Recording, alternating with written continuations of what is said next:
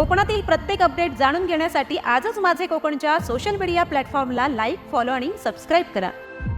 रायगडच्या पोलादपूर तालुक्यातील खडकवणे कातळी दत्तवाडीच्या शिवारातील घनदाट जंगलात बिबट्याच्या हल्ल्यात श्रीपत सकपाळ या शेतकऱ्याच्या बैलाचा मृत्यू झाल्याची घटना घडली आहे।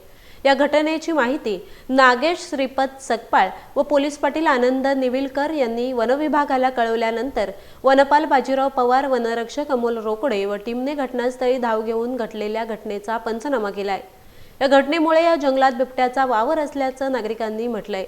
ओंबळी, फणसकोंड, कातळी, खडकवणे, दत्तवाडी जंगलात बिबट्याने दहशत पसरवल्याने नागरिकांमध्ये भीतीचं वातावरण निर्माण झालंय। याबाबत आमच्या प्रतिनिधीने वनविभागाच्या अधिकाऱ्यांशी संपर्क केला असता ते म्हणालेत की नागरिकांनी घाबरून न जाता सावधानता बाळगावी। रात्रीच्या वेळी जंगलातून जाताना येताना एक दोघे सोबत असणे गरजेचे असून बॅटरी किंवा काठीचा आधार बाळगावा, जेणेकरून आपल्याला स्वतःचे संरक्षण करता येईल।